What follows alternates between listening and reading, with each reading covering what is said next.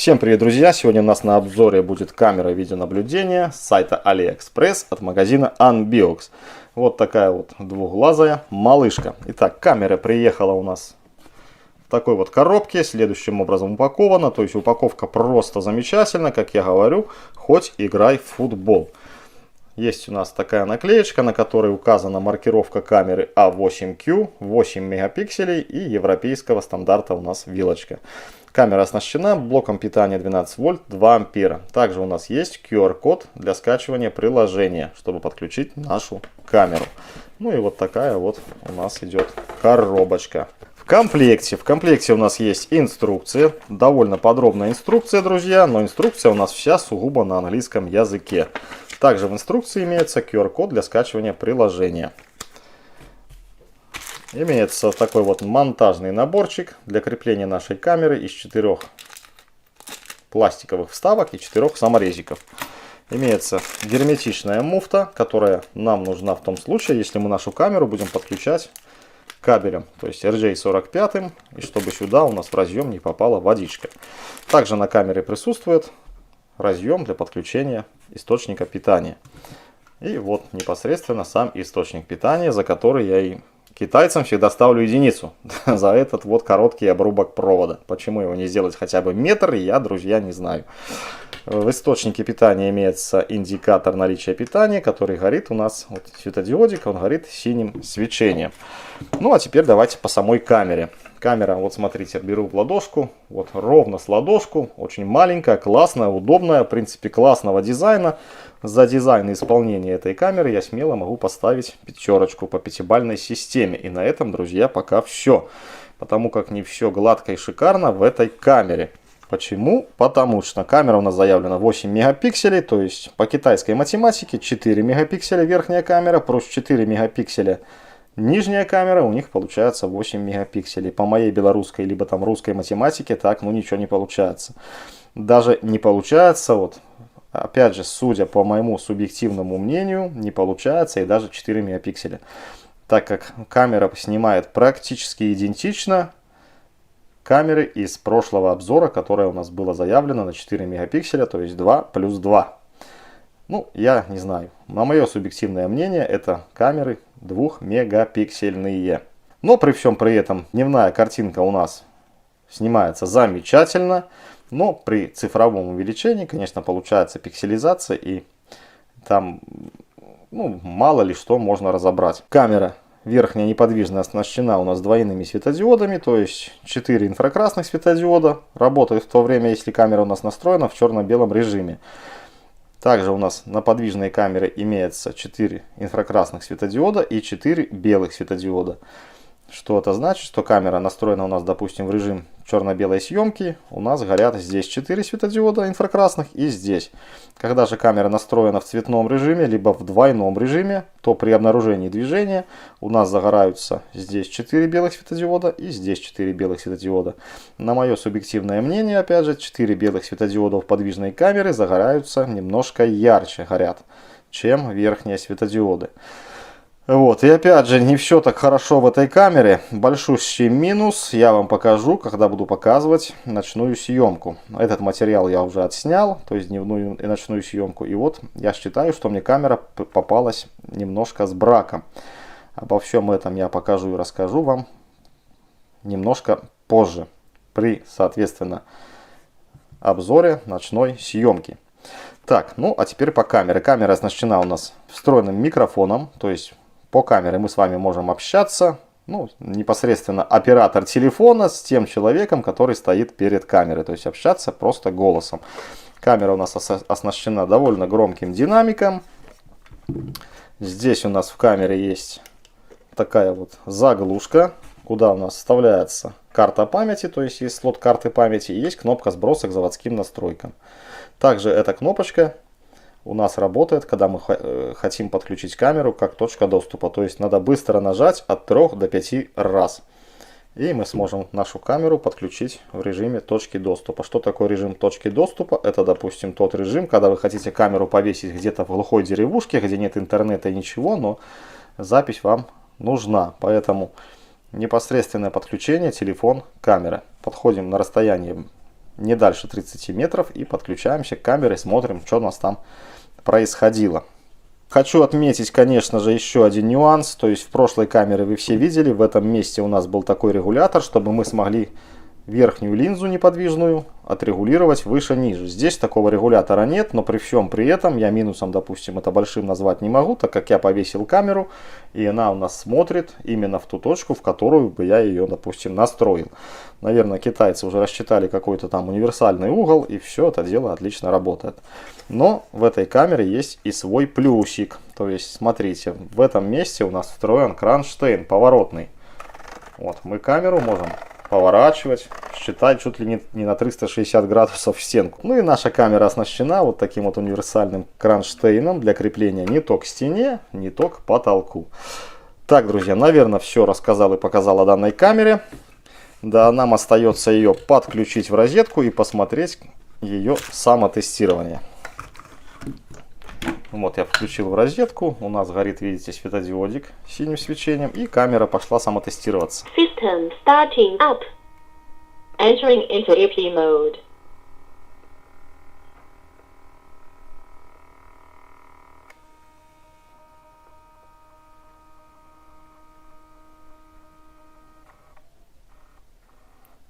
Все, камера вышла в свой рабочий режим, то есть вот она, видите, я наклоняюсь влево-вправо, и она меня как бы ловит. Все, переходим смотреть наши образцы записей. Итак, друзья, у нас день. Установил я две камеры примерно одинаково, но опять же примерно, насколько хватило терпения ее туда-сюда поворачивать. Итак, выхожу в зону действия камеры.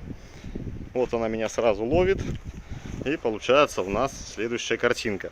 Значит, друзья, между камерами можно переключаться двойным тапом по камере. Вот, либо неподвижная, либо подвижная. Детализацию давайте увеличение посмотрим. Ну вот видите, все равно 4 мегапикселя, а как бы все у нас получается в мыле. Вот.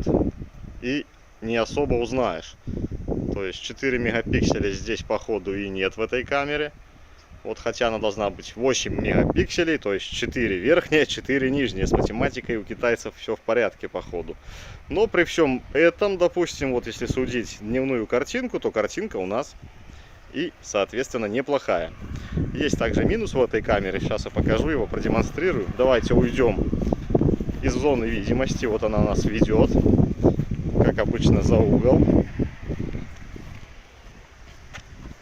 Немножко подтормаживает. Это такой у нас интернет, Wi-Fi.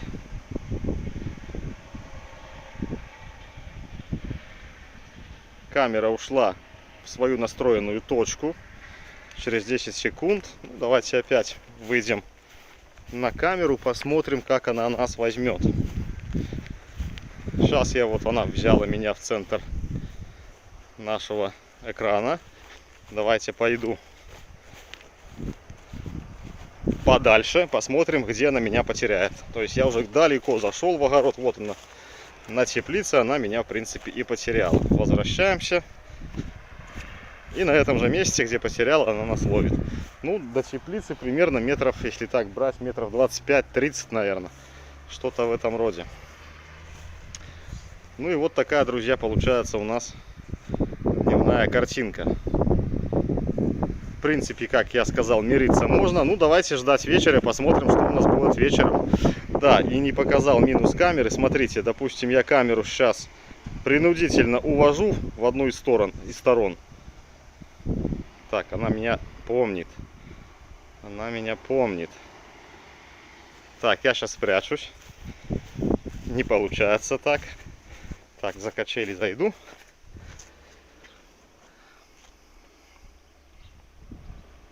Так, все, камера меня потеряла. Пускай она вернется в свою исходную точку.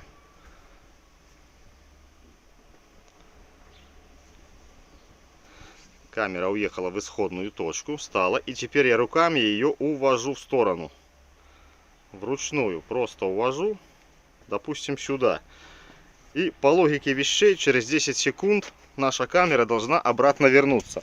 До этого сколько не экспериментировал, сколько не пробовал, камера просто замерзает в одном месте.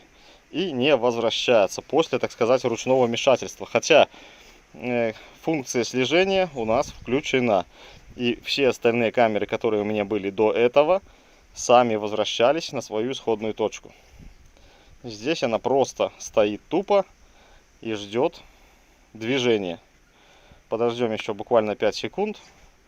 Соответственно, она на место не вернется, а вернет ее только какое-либо движение. Ну, прошло уже больше 10 секунд. Видите, она замерзает на одном месте. То есть, куда руками мы поставили, туда мы ее и поставили. Все, движуха пошла. Вот она меня увидела.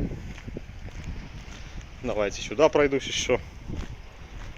То есть ведет камера, все шикарно, отлично. Работает вместе и гуманоид детектор, и отслеживание движения. Но вот единственный минус мне не нравится, что после ручного вмешательства она не возвращается на место. Так, друзья, ждем ночи и посмотрим, что нам эта камера покажет, какую нам она даст ночную картинку. Итак, друзья, у нас ночь. Вот так вот снимают две камеры в черно-белом режиме. Значит, у меня установлен двойной режим освещения, то есть простая обычная съемка без движения у нас снимается в черно-белом. Как только камера замечает движение, включаются прожекторы, то есть светодиоды белого свечения, и освещают, и таким образом у нас получается цветная съемка. Так, вот эта камера стационарная, вот так она выглядит.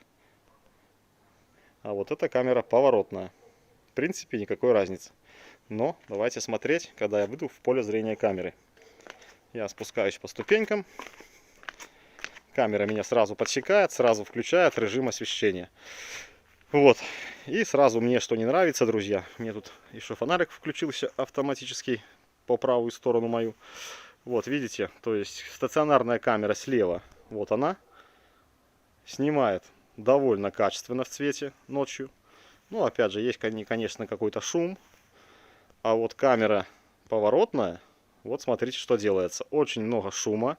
И вот эта вот бордовая виньетка, мне очень она не нравится. Я считаю, что мне попался брак. И эта виньетка из-за того, что прожекторы, вот эти белые светодиоды поворотной камеры светят намного ярче, чем прожекторы стационарной камеры. И каким-то образом просто засвечивают кадр. Сразу я думал, что это дает включенный режим широкого динамического диапазона. Но я ошибался. Я вот сейчас его выключил. Видите, какие мотыльки летают. И, в принципе, картинка у нас такая же. Такая же, какая-то никакая. Вот. Ну, больше тут я в настройки уже вдаваться не буду вам показывать. Я думаю, все эти настройки давно все знают и раскусили. А кто не знает, то там легко полазить по настройкам и посмотреть, что к чему. Иначе у нас видео будет там, не знаю, часа 2, если показать все настройки. Ну вот, я надеюсь, вам все честно показал, как снимают эти две камеры. Вернее, одна двойная камера. И какой-то выбор вы для себя уже можете сделать. Вот, у меня на канале есть плейлист о камерах видеонаблюдения. Вы можете всегда перейти туда, посмотреть, какую-то выбрать камеру. Допустим, лучшая вам по душе, подешевле, подороже есть там. Ну, камер там, обзоров у меня много. Стараюсь все всегда честно показать, чтобы человек видел, что его в будущем ждет после покупки. Вот, но опять же хочу акцентировать внимание, что правая камера у меня по ходу бракована. Если у кого-то, друзья, есть такая камера, и вы смотрите данное видео, отпишитесь, у вас так же или не так же. Ну, по поводу картинки вот этой вот красной бордовой виньетки. А теперь смотрите, что получается, если подойти к камере ближе. Поднимаюсь по ступенькам, камера, конечно же, меня ведет. И смотрите, что у нас пропадает, это вот бордовая, считай, виньетка. Вот, то есть я в кадре, все шикарно, красиво, кругом темнота, я один освещен. Ну, как только я отхожу, вот буквально, сколько до меня тут, 3 метра, 2,5. Получается у нас уже вот эта некрасивая бордовая виньетка. Все, друзья, надеюсь, все показал, все рассказал. До новых встреч, до новых видео. У меня еще лежит одна камера на обзорчик, но она не поворотная, а стационарная. Всем пока, здоровья, удачи! Всех люблю. Подписывайтесь на мой канал.